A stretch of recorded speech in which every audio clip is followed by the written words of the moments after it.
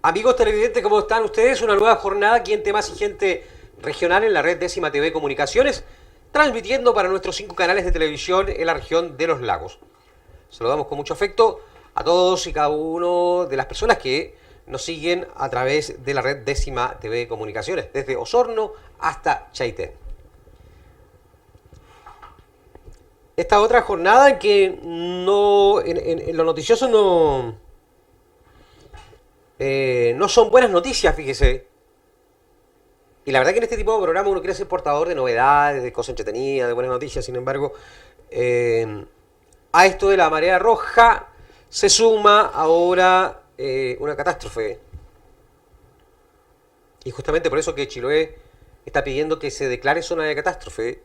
Se le está pidiendo sensibilidad al gobierno, responsabilidad al Estado de Chile respecto a analizar por qué se está pidiendo la zona de catástrofe. No solamente por lo que permite la ley en cuanto a ir en ayuda de los lugares con catástrofe, sino porque efectivamente esto puede ir aumentando, transformándose en una catástrofe ambiental también. Kilómetros y kilómetros perdón, de machas muertas en las costas de Chiloé, Canelmapu, Maullín, Calbuco. Y se necesita que la autoridad vaya a analizar las cosas en terreno. Fíjese, no nos sirve un intendente que se va a encerrar en una oficina en una ciudad determinada aquí en la región. El problema está con los pescadores y en terreno. La autoridad no puede venir a que le cuenten o le envíen fotos mediante las redes sociales para enterarse de lo que está pasando en las costas.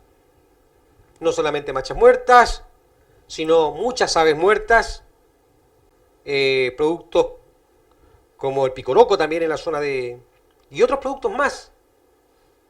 Entonces necesitamos que la autoridad tome conciencia en terreno, se reúna en terreno, se ponga el overol, las botas de goma, lo que estime conveniente y salga a trabajar. La gente de aquí se le está pidiendo zona de catástrofe porque sabe lo que viene. No hay mejor sabiduría de quien trabaja en el mar y por generaciones. Estas personas, los padres, los abuelos han trabajado en el mar, saben. A ver, como la autoridad no emite información oficial respecto a esto, porque hay que hacer un tema para ir separando la paja de grano. Los mariscos no mueren por marea roja generalmente, la información que circula en redes sociales por gente destacada. Estos, las machas, si bien tienen marea roja, no habría sido la marea roja lo que le ocasionó que murieran en gran número, por decirlo de alguna manera, en las costas. En Mabrava, ayer dimos a conocer un video donde está pasando algo sospechoso que nada tiene que ver con la marea roja. Hay algún producto químico, algo que está llegando a nuestras costas, un mal olor que está llegando a nuestras costas, un mal color que está llegando a nuestras costas y que está provocando la muerte de diversas especies. Y no tiene que ver necesariamente con la marea roja. Recordemos que el marisco, los bivalvos, la marea roja no los mata, digamos. Lo asimilan. Al que eventualmente le hace daño, los mariscos que han consumido marea roja, eso es al ser humano. Entonces, lo que importa hoy día es que la autoridad venga, no solamente se reúna, sino que también destine los equipos científicos necesarios para aclarar la información. La gente de mar, la gente que estuvo aquí hace varios días atrás, más de 30 creo, cuando los salmones fueron vertidos al Océano Pacífico, señalaron que de acuerdo al comportamiento de las mareas era posible que esto provocara algún daño en las costas y en los productos vivos que hay en el mar. Como nada de esto ha sido desmentido por la autoridad, da la impresión que esta gente tenía la razón.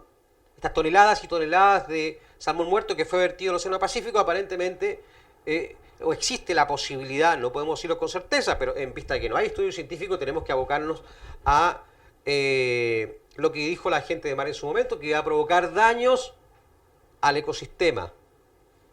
Hoy día están muriendo muchas especies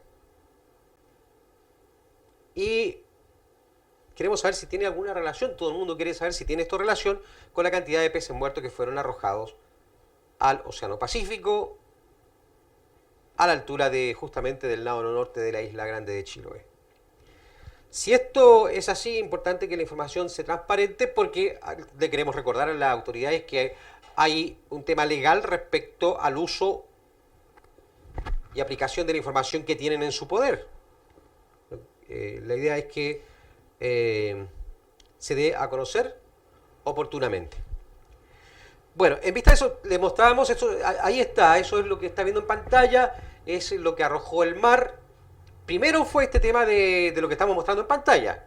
Ojo, lo que usted está viendo, que es una especie de espuma, de una sustancia verde, de un mal olor en las costas del Pacífico, y posterior a esto comienzan aparecen estos kilómetros y kilómetros de machas muertas. Usted, si tiene la oportunidad, por favor, envíenos de grabar alguna de estas situaciones para ir nutriéndose de información, envíenos los videos o súbalo a las redes sociales, nosotros nos hacemos cargo de darlos a conocer. Entre tanto, le pedimos a la autoridad menos reuniones en lugares cerrados, más reunión en terreno, con la gente de mar en terreno, por favor. Si la presidenta le mandó a ponerse el overol, me imagino que usted entendió qué le está pidiendo su presidenta, ¿ya? Y sobre todo, los consejeros sí ayer estaban en terreno, hay que aplaudirlos. Los core regionales, varios, estaban en terreno, estaban viendo lo que había ocurrido con esta cantidad de machas que están desde Cucao al norte, y aplaudimos a aquellas autoridades que están hoy día haciendo lo que corresponde. Esperamos respuesta urgente para que esto sea declarado zona de catástrofe, porque si esto no es una catástrofe, la mortandad de salmones, la mortandad de bivalvos, sin explicación relacionado, sin que necesariamente tenga relación con la marea roja, esto, si la cesantía que hoy día ya está golpeando a los pescadores que viven el día a día y van varios días que no salen a trabajar, si no, no es una catástrofe, entonces, ¿qué es? No nos podemos concentrar solamente en el desempleo que tiene Santiago. Y aquí cabe una frase que se ha manoseado bastante: Santiago no es Chile, y esperemos que nuestras autoridades se comporten a la altura de quien está gobernando todo el país, no solamente Santiago. Ya, pues, vamos a hablar de cosas más agradables ahora, mientras la autoridad se mueve, transpira un poquito, se pone nervioso, sale de la mañana y sale a trabajar como cualquier chileno. Esperamos verlo en terreno hoy día. Está junto a nosotros Lina Peralta Valdés, profesora de educación diferencial, entre otras cosas, doctora en educación, escritora de cuentos infantiles. Y eso me pareció muy entretenido. Muy, muy entretenido. Porque aparte de necesitar escritores para niños, necesitamos que nuestros niños también lean. ¿Ah? Y qué cosa más linda y qué poco común es ver niños leyendo así espontáneamente. Así que necesitamos escritores para que fomenten la lectura también. Junto con recibirla a la señora Lina Peralta Valdés aquí en los estudios de Décima TV, junto con darle la bienvenida. Gracias. Queremos empezar a conversar con Lina respecto a este y otros temas. ¿Cómo está? Muy bien, muy contenta de estar acá, preocupada también por las noticias que tú das hace un rato. El tema del territorio es importante y de alguna manera también los cuentos dicen, los que escribí, tienen que ver y están ambientados acá en el territorio de Chiloé, se llaman Cuentos con Aires Chilotes. Y justamente van en la dirección de que los niños más pequeños, las niñas y niños más pequeños, que creo yo son los más conscientes de su entorno, parece más que nosotros los adultos, sean capaces de querer aún más su territorio y cuidarlo, que es lo que no estamos haciendo mucho nosotros. Exacto, y los niños, los niños vienen como iluminados ahora porque ¿sabes qué? Es muy común hoy día que los niños les llamen la atención a los adultos que están encargados de la formación. Exacto. Por ejemplo, cuando tiran un papel a la calle. Por supuesto. Los niños parecen tener conciencia hoy día del cuidado del medio ambiente, de su entorno. Pero eso no sé si es producto que vienen los niños ya con otro concepto o son los colegios que están tratando de inculcar, digamos, más respeto a la naturaleza. Yo personalmente y en relación a lo que he estudiado, he leído el último tiempo, pareciera ser que los niños también de esta nueva era o vienen con un nivel de desarrollo, de conciencia que ha estado siempre en nosotros. O sea, esta generación Sí. de niños pareciera ser que está poniéndolo a nosotros en cuestionamiento en relación a lo que hacemos.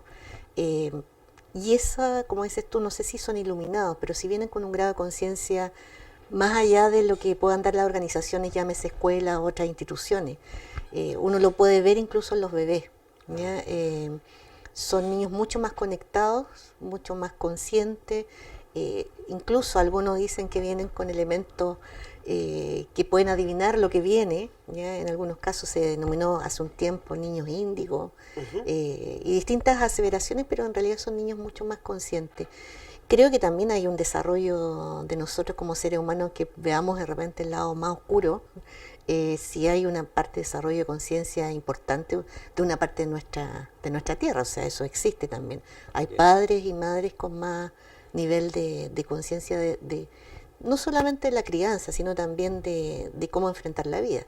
O sea, convivimos como con los claros y los oscuros de la vida. Y yo creo que hay un nivel de conciencia de los niños importante. Mira, ¿sabes qué oportuna esta conversación, Lina? Porque hablemos del lugar donde estamos nosotros. Estamos en la Isla Grande de Chiloé en este momento. Nos están viendo en muchos lugares de Chiloé, en Alcagua, en Quellón, en Castro, en Chonchi, en Ancud. Da la impresión de que los adultos, hay una batalla que perdimos respecto a nuestra casa, nuestro territorio, como le llama, y no fuimos capaces de asentar un respeto hacia lo que es el lugar donde vivimos. Vemos que se depredó, se sigue depredando. Vemos la consecuencia que trajo la industria salmonera por un par de empleos que finalmente no produjo ningún tipo de desarrollo evidente. ¿Ya? Vemos, por ejemplo, que las empresas entran a Chile, hacen lo que quieren, el gobierno permite que hagan lo que quieran.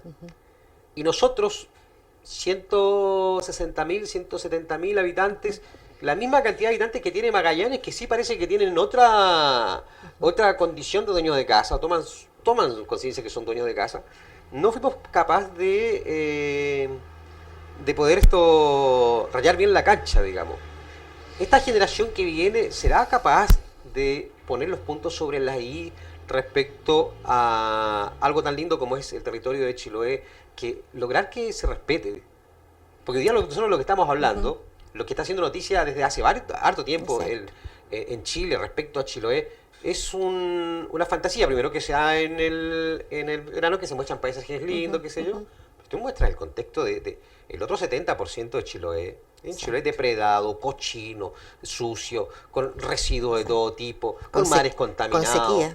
Con sequía, es decir, es otra cosa.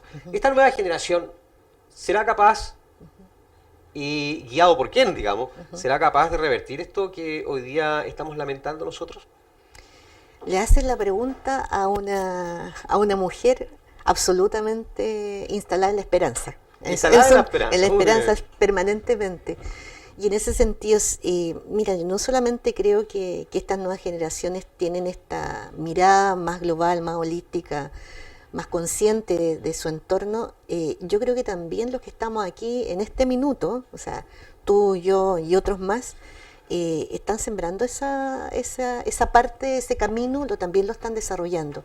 ¿A qué me refiero? Como efectivamente existe junto con la esperanza, existe este grado de depredación, de extractivismo, de falta de conciencia, de falta de respeto a la tierra, que no solamente ocurre acá en este territorio, o sea, a nivel nacional hay muchas zonas ¿cómo se llaman?, de sacrificio.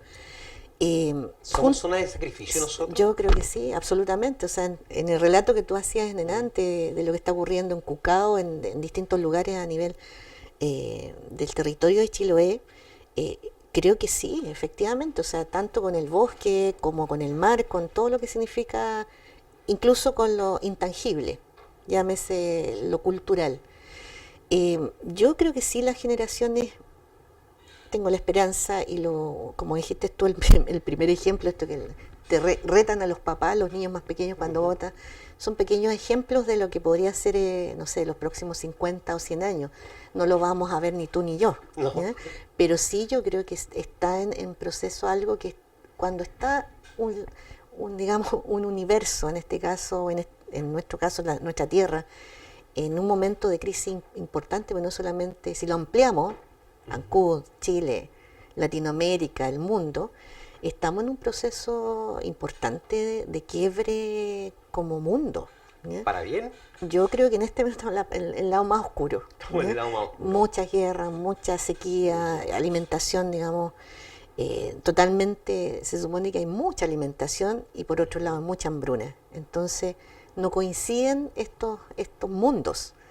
Y yo creo que algo se está gestando, como en su minuto, digamos, fueron otras épocas, probablemente viene una nueva posibilidad, si es que no estamos destinados a Sí, que no desaparecer, o es- sea, porque estamos me da la impresión de que en todas las culturas hay cierto grado de historia, de escrituras, exacto. de profecías que señalan o darían luces para pensar que estamos como en un nudo especial que debiera Exacto. desatarse. O sea, estamos como en el Exacto. peor momento de la humanidad, parece. En uno de los Uno de los peores. porque en otros momentos también ha existido y han emergido posibilidades y no hemos desaparecido. O sea, en ese Correcto, pero nunca sentido, había ocurrido algo que involucre tan globalmente. tan globalmente y que Yo involucre creo esta que vez el medio ambiente yo también. creo que puede haber ocurrido. Lo que pasa es que ahora estamos mucho más conectados y lo sabemos. Ah, ¿Ya? ok. Lo que pasa es que en su minuto no teníamos posibilidades uno y otro lado del mundo de comunicarse, pero Exactamente. probablemente haya ocurrido. Ahora yo creo que, como te decía, súper esperanzada siempre, que creo que de estas grandes crisis, como también los seres humanos, la familia, etcétera, emergen posibilidades. Y yo creo que en esa lógica, junto, cuando tú dices la depredación, el extractivismo, poniendo el ejemplo acá de Chiloé, junto con ello, a la vez existen muchos movimientos, organizaciones, etcétera, que también están pensando en la recuperación, en el cuidado, en organizarse de manera ciudadana, etcétera. Y eso no solamente ocurre acá en Ancud, ocurre, digamos, en muchos lugares de Chile. El tema es que no es lo que está en el primer plano, ni es lo oficial, ni es lo que sale en la televisión habitualmente. En la televisión Exactamente. más oficial. En la televisión más oficial, que se Exacto, hace los porque este es tontos, un ¿cierto? espacio claro, completamente distinto. Pues usted decía que es un aporte también a la conciencia. Eh, Ahora, yo creo que hay un tremendo desafío, no va a ocurrir porque así se desarrolle, hay que ponerle impulso. Y yo creo que uno de los grandes temas pendientes va por el lado tú hablaste de la escuela en delante. Yo creo que la escuela como organización tiene un tremendo desafío que no ha estado a la altura de este cambio. ¿Eh? ¿Se ha estado a la altura de este cambio? Yo creo que no ha estado No, a no la ha altura, estado. yo creo que está Claro, porque es un poco. Ya tenemos una materia prima fantástica que exactamente. vemos que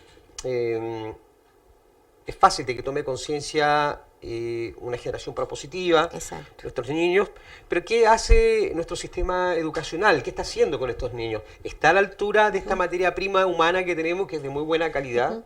¿Qué estamos haciendo? Porque si uno se pone a analizar el poco andar, en Chile los gobiernos que son políticos han tratado de refundar la educación, colocar cierto estilo, y me da la impresión de que lo que provoca al final es cansancio, estrés, desagrado.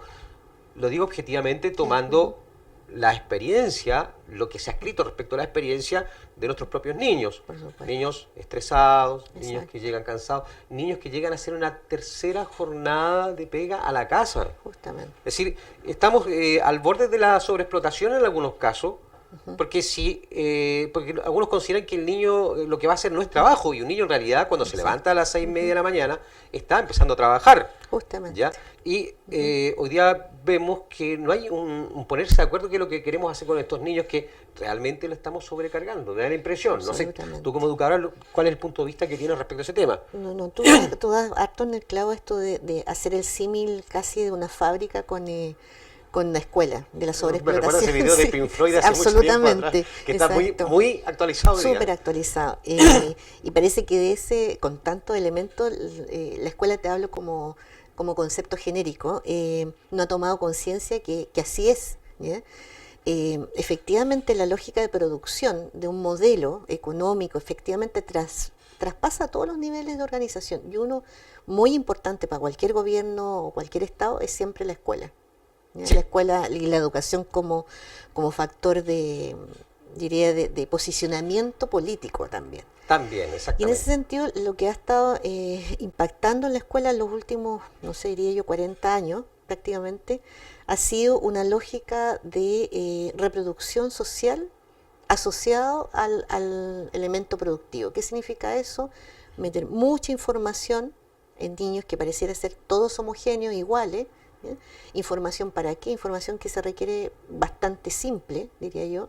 Salimos hoy día, como nos gusta tanto aparecer en estadística, seguimos apareciendo de 37 países de la OCDE, recién le acaban de dar la información, en el número 36 en términos de calidad educativa.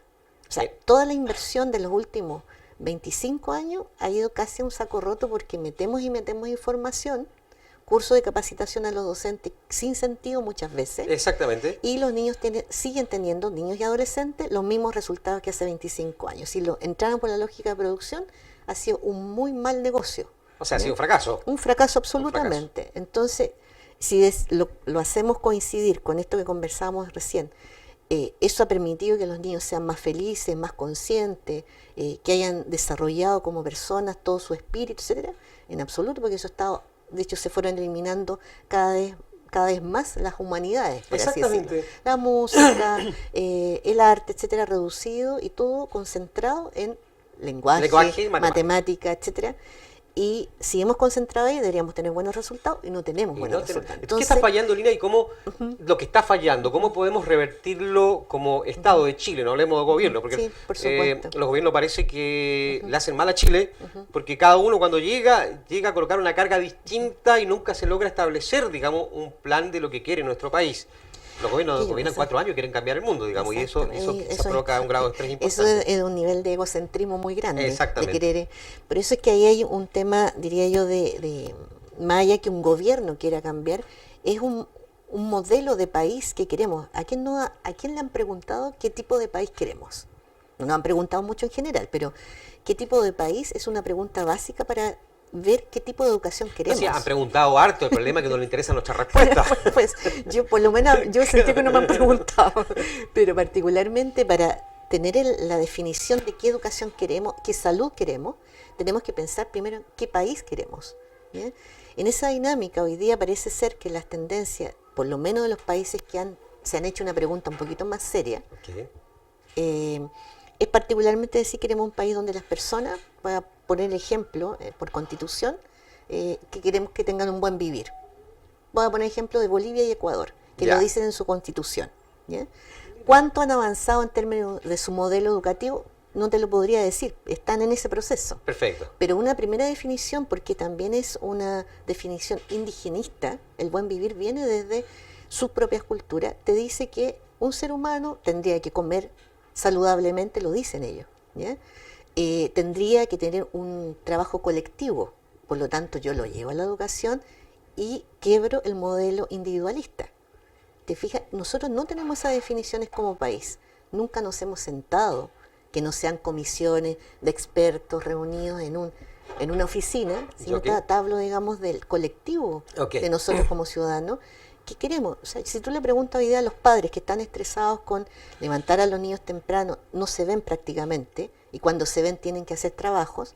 Si le preguntáramos a los padres qué quieren, lo más probable es que te dijeran, quiero estar más con mis hijos.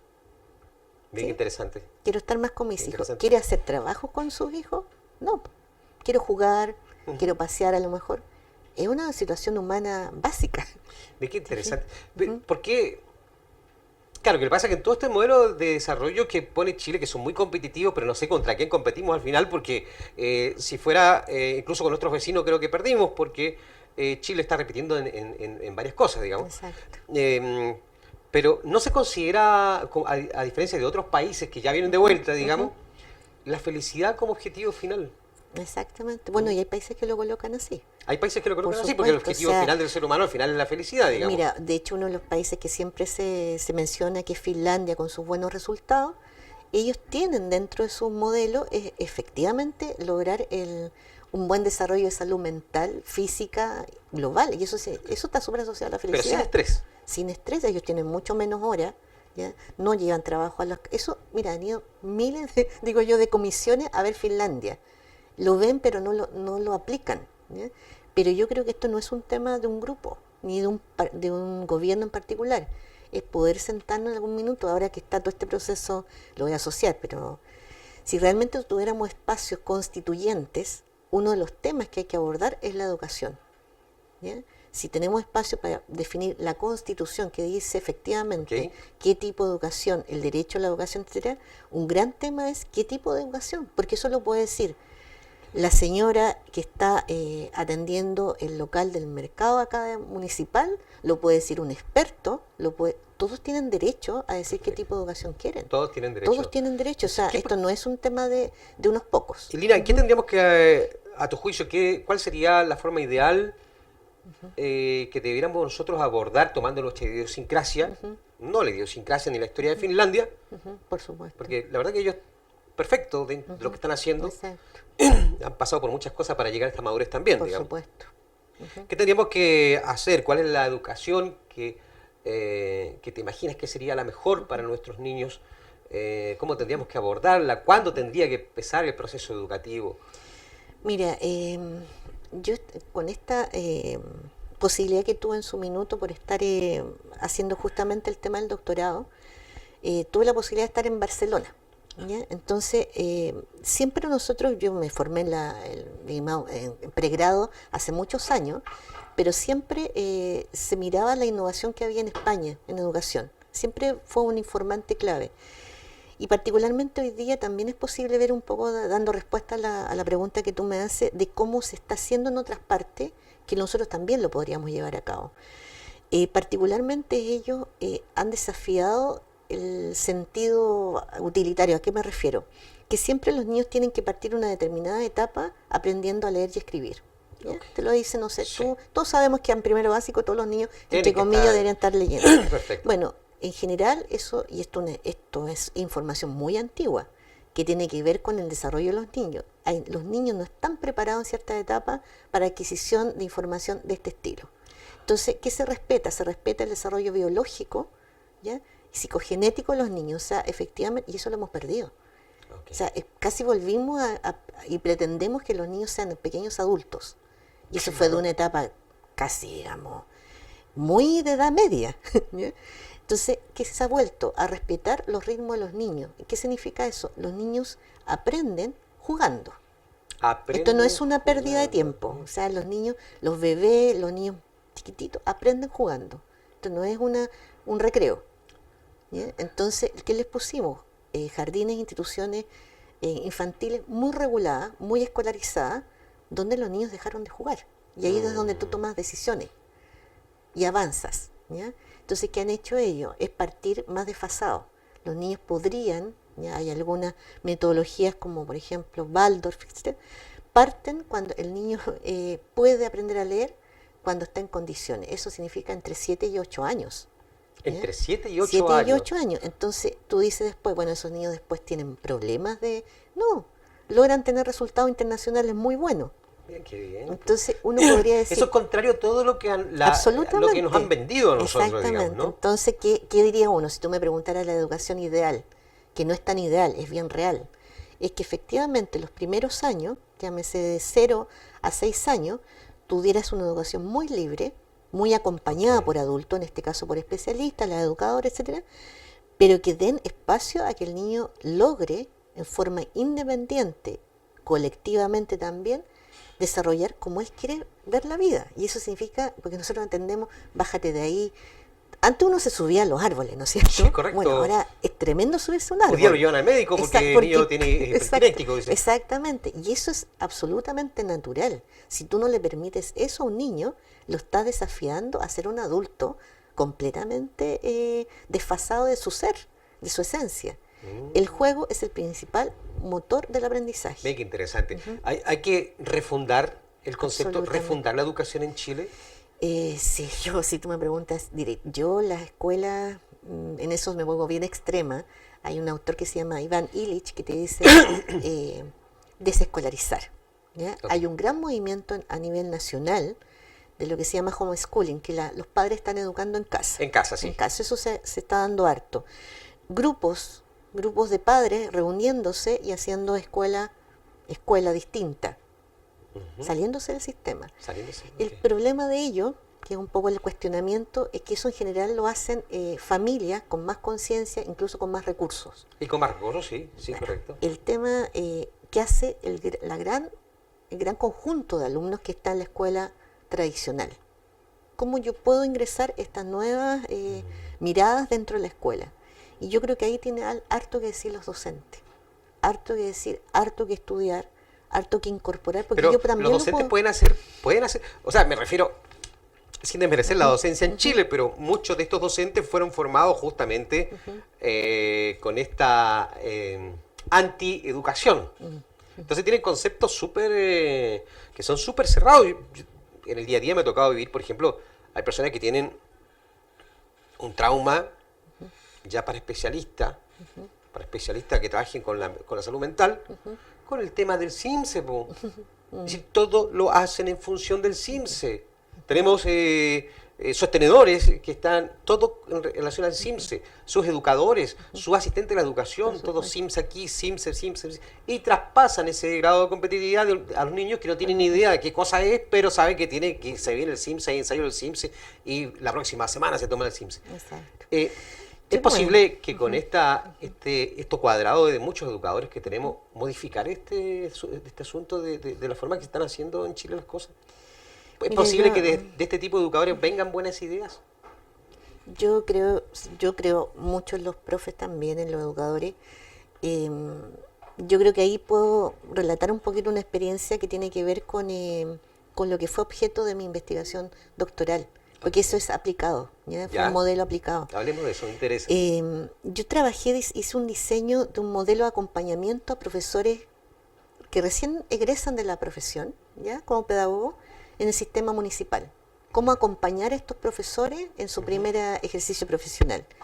Con un modelo que implicaba una cantidad de dispositivos que se llaman de acompañamiento. Esto se hace a nivel internacional, ¿ya? Pero Chile está bastante en pañal en este tema. Y ahí trabajé con 36 docentes de Valparaíso, ¿ya? 2 años con un equipo que nosotros acompañamos a estos profes. Y particularmente venían con el modelo que tú dices, o sea, un modelo centrado en el conocimiento, en que... La competitividad. Claro, no, y que había que, en el fondo, formar para lograr ciertos resultados de calificación, CIMSE, nota, etcétera. Pero la ventaja es que ellos eran recién egresados, por lo tanto, un potencial de cambio. Venían con toda la ilusión. Con toda la ilusión, y te topas, ahí viene el problema de lo que se llama los docentes noveles, ¿ya? O principiantes. Que tú vienes con muchas expectativas y te encuentras con una escuela que es conservadora, donde los propios docentes de más edad, no solamente los más viejos, sino que de más experiencia, tratan de bajar este ímpetu de decir, ¿para qué vas a hacer cosas si no va a pasar nada? Entonces tú rápidamente, la investigación dice, sobre todo a nivel nacional, que tú en el primer año podrías caer en la rutina rápidamente. Al primer año. Hay otras investigaciones que dicen a los 3 años, etcétera. Acá en Chile se dice que rápidamente esta expectativa, esta motivación se te apaga en 1 año. Entonces hay que ingresar rápidamente a acompañar. ¿En qué? Y aquí viene un poquito la esperanza del cambio. Es que cualquier docente en su espacio de aula, en esta escuela conservadora que está por el CIMSE, etcétera, puede hacer un cambio. A pesar de todo esto. Porque está en tú tienes un poder dentro de ese espacio que es tu aula. Y el poder de cambio es el respeto a los niños, generar espacios de innovación. Dentro de este marco que es súper regulado, etcétera, tú igual puedes hacer cosas. Pero para lograr eso, primero que nada, tú tienes que tener espacios de reflexión y de autocrítica. Y eso tiene metodología, tú lo puedes hacer. Nosotros con este grupo de 36 docentes, todos muy desmotivados y con ganas de irse al sistema, ¿ya? En este periodo, incluso ahora el 2016, todos siguen dentro del sistema público municipal, que es muy delicado. No es lo mismo trabajar en el sistema público que trabajar en el sistema subvencionado, que también tiene su dinámica compleja. Ellos siguen, incluso muchos de ellos, dirían más del 50% están en cargos relevantes, llámese UTP, postulando de elección. Podrían influir eventualmente en un cambio. No solamente se logró que se sostuvieran, porque aquí era retención de profe, porque el dato es que los profesores en Chile, que era un dato que se sabía a nivel internacional, pero en Chile al 5.º año el 40% de los docentes se están yendo del sistema. Se están yendo y se van a cualquier cosa menos educación. Salen absolutamente choqueados del sistema. O sea, Entonces estamos la con carga de estrés para... es tremenda. Estamos hablando de los niños, pero acá Pero estamos hablando de exacto, personas que si se van es que tienen una carga de estrés es importante. tremendo. O sea, Si uno sale a trabajar es que tiene una carga de estrés importante. mira, todos los docentes que en general ingresan a dos estudios importantes en Chile, ingresan a su primer trabajo y hacen un símil que te lo voy a comentar. Ingresan, te dan tu primer puesto de trabajo y te dan el curso más complejo. Sí. ¿Ya? Así como pajarito nuevo la lleva. Ya. Bueno, eso es así en general en las profesiones, pero muy distinto. Imagínate un médico recién egresado que te manden o te envíen a hacer una operación a corazón abierto. ¿Tú crees que lo permite el gremio, el mismo docente? No, desde luego No, que no, o sea, no, nadie no. se le ocurriría. No, por supuesto que en no. este caso, a los docentes jóvenes, recién egresados, te envían al curso más complejo que requeriría al profesor más experto. Exactamente. Bueno, así está No, el entonces, sistema. con eso me ¿Te fijas? respondes todo que hay que refundar, Exacto. aquí hay que refundar la educación. ¿Qué tanto bien o tanto mal le ha hecho el CIMSE a esta competencia instaurada en nuestro país a la educación chilena? Yo creo que fue que se distorsionó mucho, digamos, el concepto del CIMSE. ¿Ya? El CIMSE es una prueba que no era para rankear colegios, es una prueba para medir políticas educativas. Ok, O sea, en el fondo para medir a los gobiernos. perfecto. No era para medir y poner en ranking a la escuela. Eso fue una distorsión del sistema. Pero terminó siendo algo atroz. Absolutamente, porque es muy distinto que yo aplique la prueba y no dé los resultados públicos. Sí, ¿Para correcto. qué los quiero? Si es para, me dice acaso yo digamos, mi política está haciendo Correcto. efecto. O sea, de ser un tema para levantamiento de información, pasó a ser Exactamente. una competencia. Justamente, Pero, para darte estatus, segmentación de colegio, etcétera. ¿tú has escuchado, por ejemplo, Lina, que llegó a tal extremo que habían colegios en Chile que a los alumnos menos aventajados se les incentivaba para que no fueran ese día del CIMSE, supuesto, digamos? por O sea, supuesto. haber Y eso llegado sigue- hasta esos extremos, y eso sin sigue lugar a ocurriendo. dudas, ya estamos hablando de un tema más o menos enfermizo, ¿no? Por supuesto, es que yo creo que el tema Pero le hizo esto de bien la- finalmente la educación el o CIMSE. sea, no tuvo ningún impacto. Bueno, No tú lo tiene ningún mencionabas en la impacto, OECD, claro, estamos o sea, en 36 de 37, entonces no tuvo ningún impacto en ese sentido y sobre sí mismo, o sea, porque aquí los resultados, los más impactantes cuando a ti como establecimiento te llegan tus resultados y tú a la próxima evaluación ves si avanzas o no respecto a ti mismo. De respecto a uno Da mismo. lo Ok, mismo, digamos, perfecto. o sea, entre comillas, da lo mismo si el otro del demás, porque hay condiciones que son muy disímiles, o sea, no puedes comparar peras con manzanas, o sea, un colegio, no voy a poner nombre, pero un colegio de élite de Santiago, donde los padres colocan 400.000 pesos de mensualidad, más todas sus condiciones de origen, o sea, ¿qué significa? Tú tienes bibliotecas dentro de tu casa, ¿ya? Lenguaje de cultural, de acceso distinto a lo que pueda tener un niño en una comunidad rural. No puedes comparar ese colegio con un colegio municipal. Eso ya es, Ok. y eso se hacía. ¿Ya? Ahora cada vez más ha ido por segmento. Ok. Pero efectivamente no tiene un impacto en los resultados. O sea, la gente que, yo te digo, conociendo colegios públicos, municipales, que entró en una dinámica del CIMSE muy distinta, llámese del director y todo su equipo, en que se van a evaluar a sí mismos.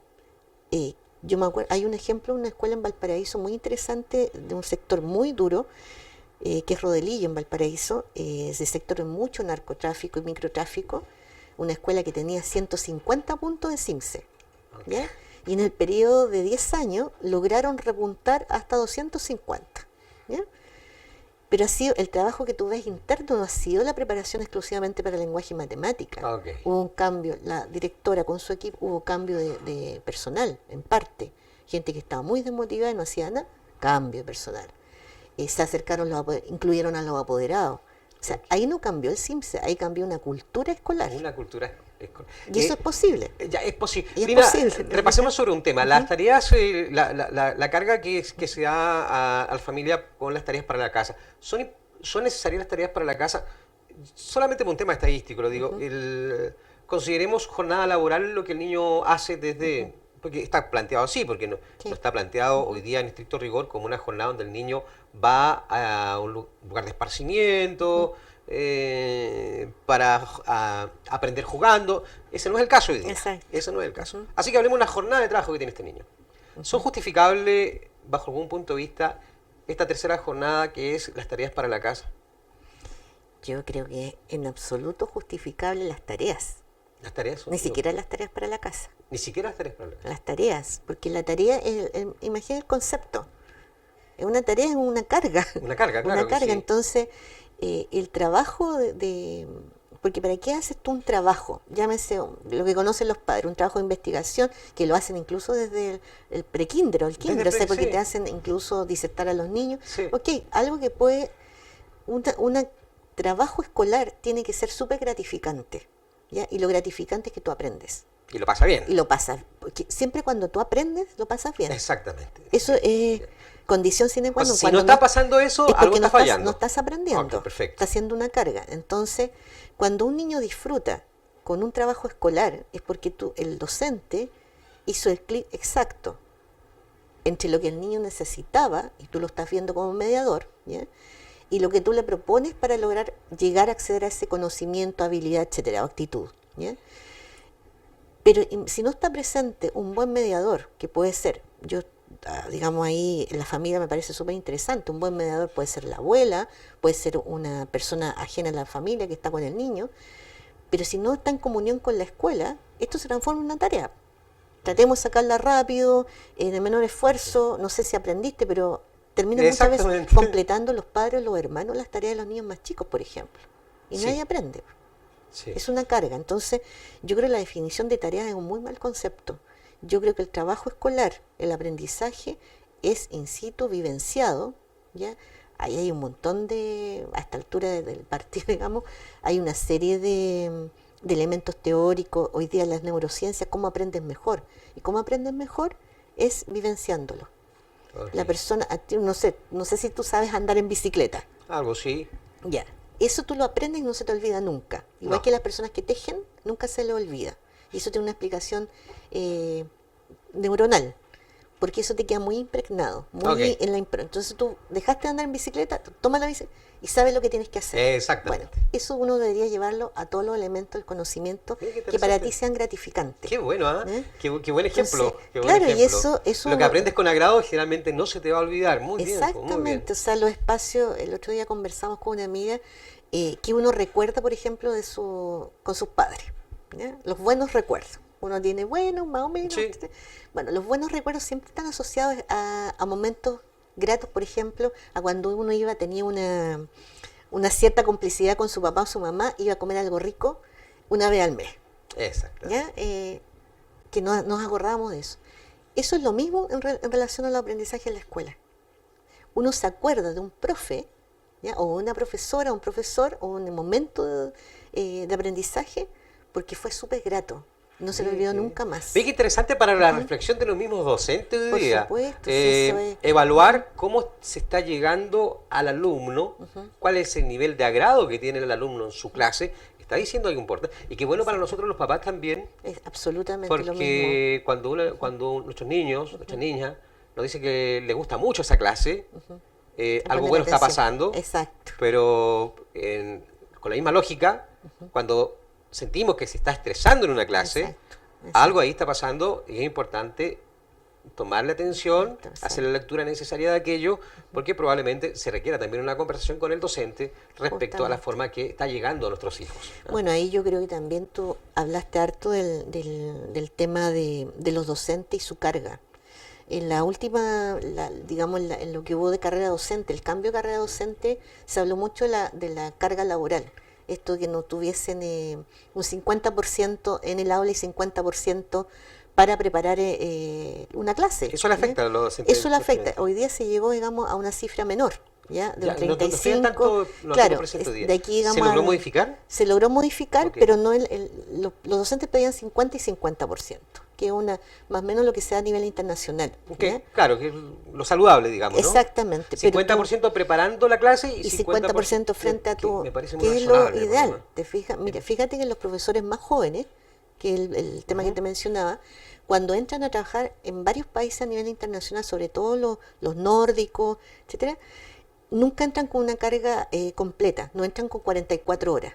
Ya. Si tú entras a trabajar, haces el 70% fuera del aula, y 30% en el aula. Qué interesante. Porque vas de a poquito. Qué interesante. Vas de a bueno, poquito. Entonces, acá no, pues entran con 44 completas. Entonces, ¿qué hacen el otro 70? Estás observando, estás viendo buenas clases, te estás preparando dentro del sistema para llegar a hacer las 44. O sea, lo que es lo estrictamente personal, que te permite dar una visión, digamos, de la realidad, porque uno puede leer mucho, informarse mucho, tener mucha estadística, pero yo viví, digamos, por el hecho de una vecina que era docente, que en realidad merma mucho la calidad de vida del docente tal como las cosas estaban. ¿Por qué? Porque me da cuenta lo siguiente, que uno iba a una hora, ponte a la hora de la cena, digamos, y veía trabajos por toda la casa. Y la persona cocinando, haciendo sus cosas y trabajando. Estamos hablando de la otra tercera jornada de trabajo. Justamente, que también la tienen los docentes, ¿no? Que, no también, que lo tienen los docentes, justamente. Y lo que se podía ver que la familia de esta docente, de este docente, paga las consecuencias también de este sistema. Porque tiene poco tiempo para dedicarse a sus propios hijos, ¿no? Esto es como cuando tú tiras una piedra y salen estas ondas, ¿no? Correcto. Se ve afectado el niño, su familia, los profesionales. Y hay un gran tema que nunca se toca mucho, pero el tema de los directivos docentes. El directivo docente, mucha gente quiere aspirar siempre a ser director, ¿ya? Y muchos te dicen, hoy día cada vez es más difícil encontrar personas para ser directores. Hoy día más complejo, ¿ya? Es una actividad súper solitaria, ¿ya? Muy solitaria, porque es finalmente el que tiene la responsabilidad del establecimiento. Pero yo me encontraba con casos de directivos docentes que no eran 44 horas. Eran 24/7. Todo, porque si te pasa algo en tu establecimiento, que muchas veces o te entran a robar, etcétera, tiene que partir el director.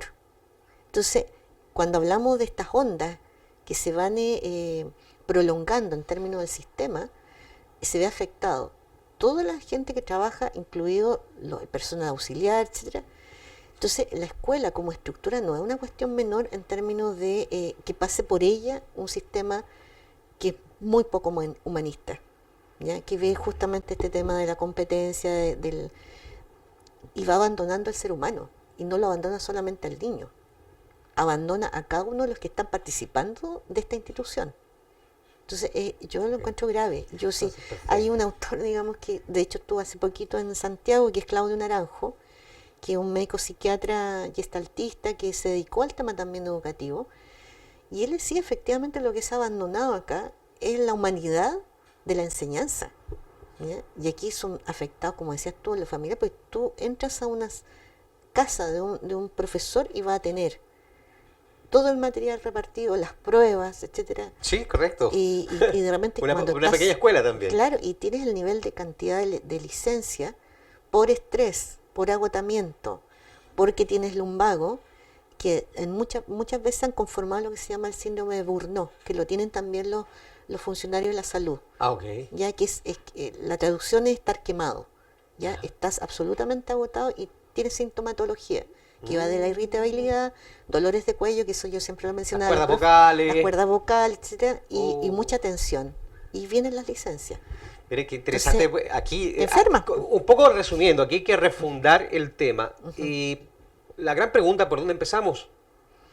Porque personas con tu expertise, personas con tu... Hay en Chile, quisiéramos que sea la mayoría, pero ¿qué hacen todas estas personas, que en el caso tuyo, que has dedicado una parte importante de tu vida en seguir nutriéndote, en seguir estudiando? ¿Qué se hace con el caso tuyo y el caso de muchas otras personas? ¿Cómo pueden aportar para comenzar a cambiar esto, pero en forma oficial? No solamente influyendo a las personas, sino en forma oficial. ¿Cómo se llega a los gobiernos para poder un poco replantear el chip, hacer un quiebre en esto? Mira, yo creo que hay niveles que no son incompatibles, o sea, que podrían ser sumarse en determinado momento. Yo creo que el gran cambio, en el caso de los docentes, es un cambio súper personal. Aquí se me podrá ir encima, digamos, la organización de profesores, el colegio de profesores, etcétera, o distintas organizaciones, pero de verdad que creo que no es solamente por una experiencia personal, sino también por lo que he leído, por lo que vi en el último trabajo que hice. Si tú ser profesor o profesora significa tener, en primer lugar, la capacidad de darse cuenta qué estoy haciendo y por qué lo estoy haciendo. ¿Ya? Porque frente a eso, tú puedes, sumándote a otros, ser transformador en tu espacio de escuela. Yo cuando partí trabajando, trabajé en un espacio muy complejo, muy pobre, yo creo que lo que tiene más pobreza aún, hasta el día de hoy, son las escuelas especiales, las escuelas con niños con dificultades intelectuales, etcétera, que les llegaban mucho menos recursos, etcétera, pero éramos muchos profesores partiendo la educación, y entre nosotros nos apoyamos. Okay. ¿Ya? Si tú tenías un problema, el otro lograba solidarizar, etcétera.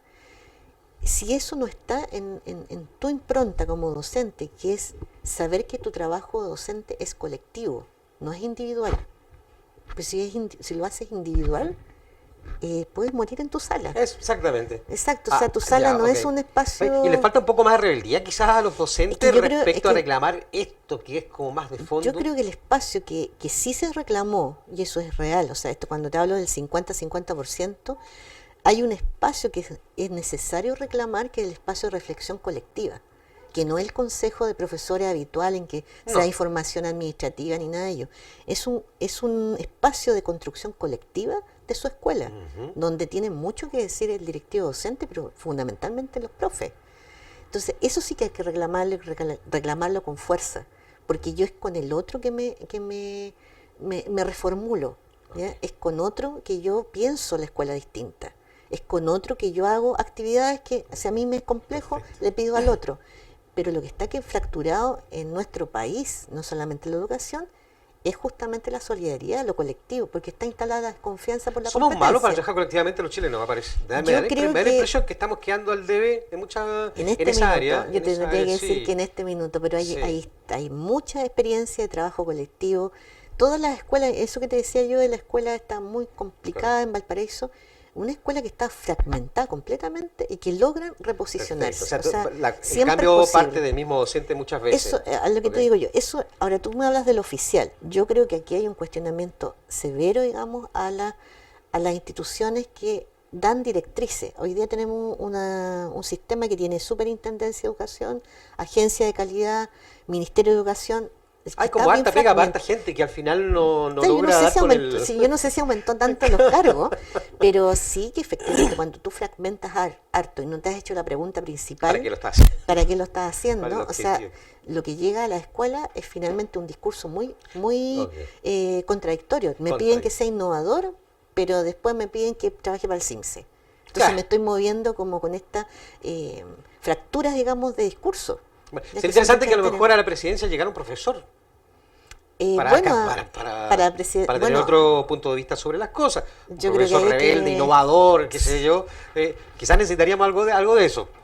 Por al menos por algún periodo que los docentes se dediquen un poco a la política también para poder cambiar esto. Yo creo que la educación es eminentemente política. Eminentemente política. Y lo que pasa es que nosotros que le queremos sacar un poco el bulto, que siempre se le agrega como partidista, no, la educación es el cambio de situación de un ser humano y eso es eminentemente político. ¿Te fijas? Entonces, si nosotros no lo vemos así, porque ¿para qué llega un niño a una escuela? ¿Qué esperamos que necesitamos que sea un ciudadano transformador. Transformador, exactamente. Y eso, no replicador, ¿ya? Ni sumiso. Porque si no tendremos una sociedad permanentemente en statu quo. Exacto. Y eso, para es político. Bueno, ahí hay una intencionalidad, ¿no? Sí, hay ciertos modelos que tienen una intencionalidad de, si tú tienes una escuela en la lógica de fábrica, que ya no existen tampoco, es porque quieres muchas veces una paradigma dice que quieres una mano de obra barata. Sí, no gente, digamos, que puedas hacer, no sé, crítica, transformador, porque no basta con ser crítico tampoco. Pero nosotros estamos tratando de transformar las cosas mediante este diálogo acá y que mucha gente seguramente está replicando en su casa. Me caben algunas preguntas, pero es interesante poder hablar de educación. Porque fíjate que con seriedad se habla poco de educación. Pero ¿sabes por qué? Porque siempre se está hablando con los medios oficiales de educación que defienden cierta trinchera, cierta cosa. Se habló mucho de educación de excelencia en Chile. O sea, de hecho, un tema que estuvo instalado ahí, se evocó, se habló de tres cosas. Educación de excelencia, educación gratis, digamos, y el otro, no me acuerdo cuál era el concepto, eran tres conceptos. Y alguien evocó los normalistas que sí tuvieron todas esas atribuciones. Educación de calidad, educación de excelencia, gratis, digamos. Y se formó una buena generación objetivamente se habla de una buena generación de docentes, digamos. En Chile se habla de educación de excelencia, de hecho se viajó a este famoso país donde hay profesores de excelencia, pero que no es militarizada la educación. Acá se entendió que la educación de excelencia tenía que ser necesariamente rígida, con objetivos, qué sé yo. ¿Se puede lograr una educación de excelencia si no estamos seguros si tenemos profesores de excelencia? ¿Tenemos en Chile profesores de excelencia? Y lo digo ¿por qué? Porque muchos, durante un tiempo se dio el mito de que aquel que no le alcanzaba el puntaje, aquel que veía mejoras en las condiciones de los profesores, fueron a estudiar docencia.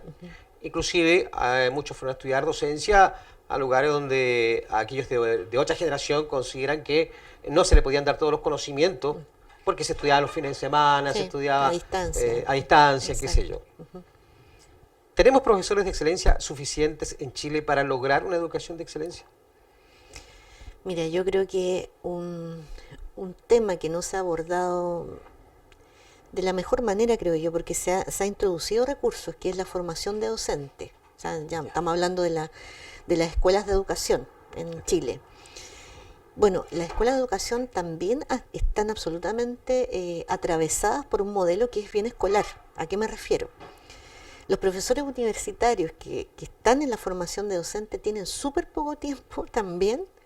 Es el mismo modelo que los profesores que hablábamos de 50 y 50%. En general, las escuelas de pedagogía, los docentes que están en la escuela de pedagogía tienen prácticamente toda su carga horaria destinada a la enseñanza.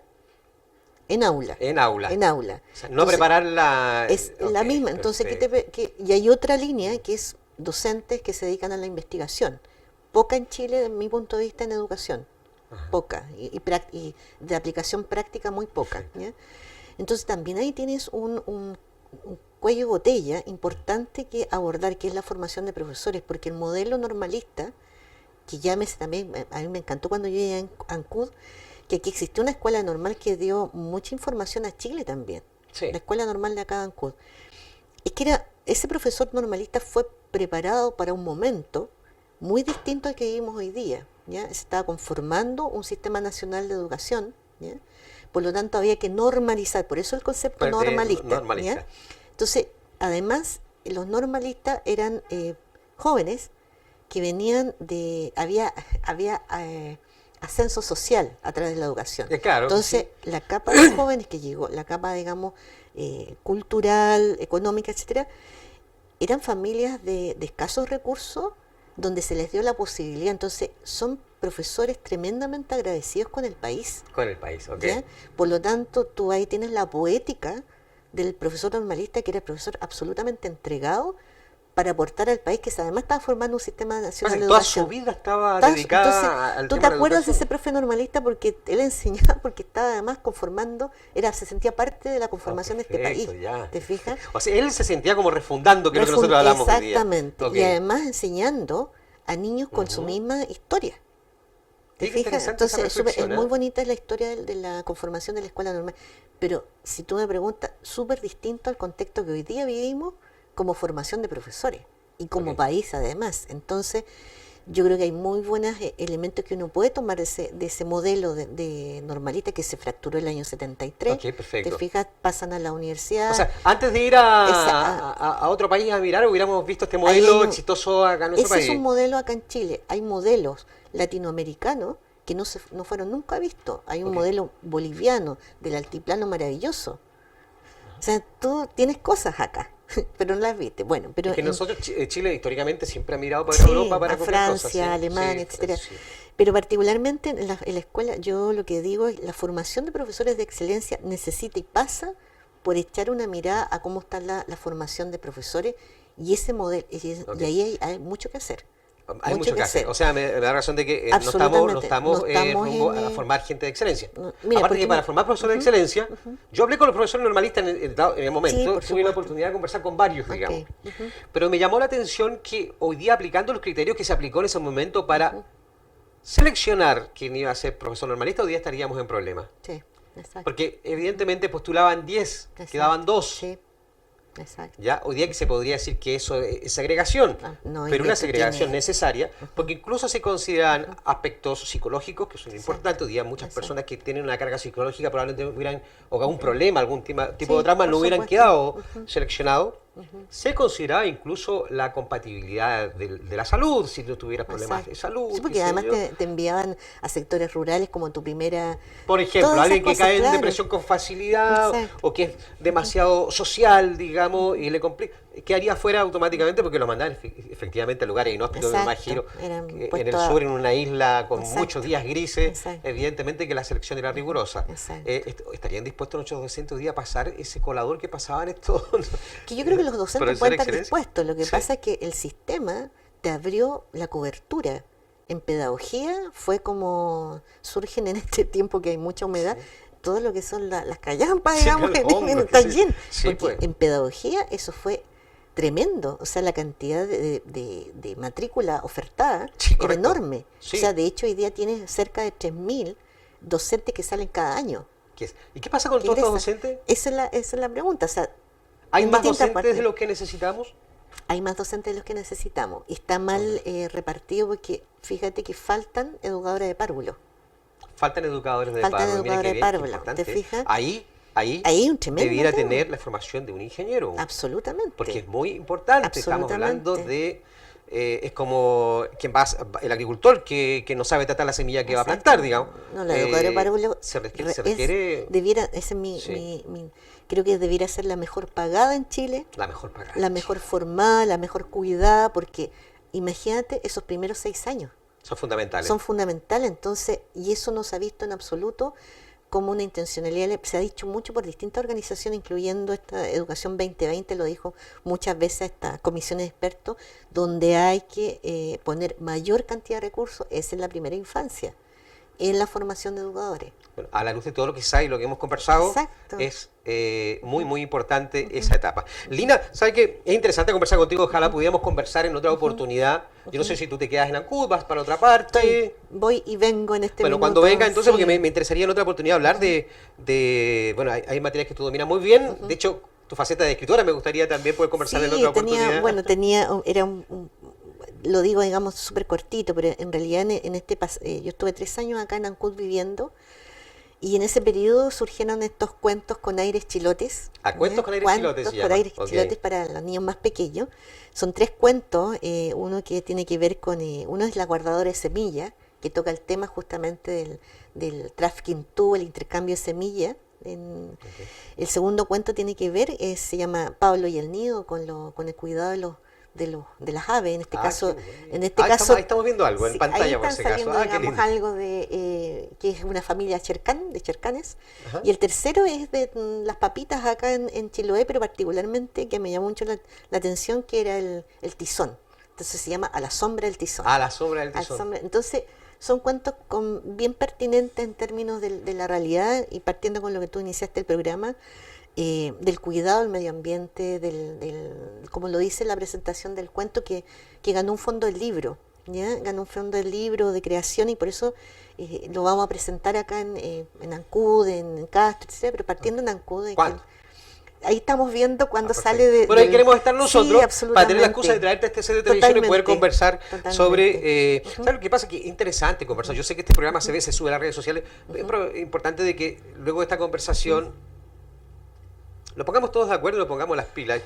Esto lo podemos cambiar solamente en conjunto. Los docentes, en complicidad con los apoderados, en beneficio de los niños, podemos empezar a generar cambios. Fíjese, la educación no tiene que relacionarse con el estrés. Ojalá nuestros niños, cuando salieran de vacaciones, salieran de mala gana de vacaciones. ¿Ya? Eso sería lo ideal. Que nuestros niños los días lunes estén a las 5 de la mañana despiertos porque tienen la ansiedad de irse luego al colegio. ¿Ya? Que cuando lo vamos a buscar se vayan de mala gana muchas veces porque lo están pasando bien, porque han tenido una jornada linda. Pero tenemos que empezar a cambiar nosotros las cosas. Basta de niños estresados, está empezando el año, ya tenemos niños con estrés, por favor.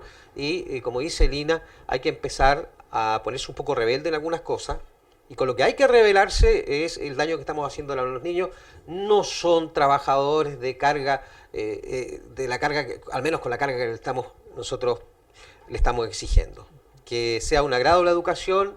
Qué lindo lo que tú dijiste delante. El niño cuando llega a hablar de lo bien que lo pasó en una clase, es un asunto que lo logró usted, amigo docente, logró esa experiencia. Y siga así. Pero si de lo contrario salen estresados de su clase, preocúpese porque usted está fracasando como docente también. No se trata de meter la educación de cualquier forma, sino seguiríamos con aquella antigua máxima que la letra con sangre entra. No sé si es una generación lamentable en nuestro país, que el profesor estaba autorizado para golpear a los alumnos, pegarles los dedos, qué sé yo. La idea era que aprendiera. No, señor. Entonces la idea es que hoy día ese castigo no se transforme en estrés. No lo traduzcamos en estrés para los niños. Interesante porque podemos empezar a cambiar todo esto entre todos nosotros. Absolutamente. Y los papás, que no entremos en el juego también, ¿ya? Que a veces nos llaman porque el alumno bajó 2 décimas y es una forma de presionarlo a usted para que usted llegue a la casa y le imprima presión al niño que por qué bajó esas 2 décimas. No entremos en el juego y podemos empezar a cambiar las cosas de aquí al menos a la próxima conversación que tengamos con Lina aquí en el CD de Décima TV, ¿cierto? Exacto. Muchas gracias por el espacio y fue súper agradable estar en esta conversación que ojalá alguno, digamos, le haga entender que hay posibilidades y hay muchas posibilidades. Perfecto. De aquí, desde esta plataforma, nosotros le invitamos a empezar a cambiar esto. Y junto con esto vamos a cambiar varias cosas, fíjese. Lina Peralta Valdés, profesora de Educación Diferencial, doctora en Educación de la Universidad Autónoma de Valparaíso, escritora de cuentos infantiles. Un agrado haberte tenido día aquí en Décima TV y usted siga la conversación allá. Opine de lo que faltó hablar, de lo que se habló y de lo que está pendiente. Pero opine, por favor, para empezar a hacer los cambios necesarios. Y la autoridad, preocúpese de Chiloé, hay que declararlo zona de catástrofe. Métaselo bien eso en la cabeza, porque hay una catástrofe que recién está en ciernes en Chiloé, tanto ambiental como también en lo humano, en lo laboral de las personas. Y recién, o sea, aún no entramos a la etapa más difícil del año, así que anticiparse. Las personas que hoy día están dando su opinión son gente que trabaja en el mar, conoce las condiciones de esta zona, así que apúrense en declarar zona de catástrofe para que políticas de gobierno se puedan implementar luego a la altura de eso que se está pidiendo. Una pausa, ya volvemos con más temas y gente regional.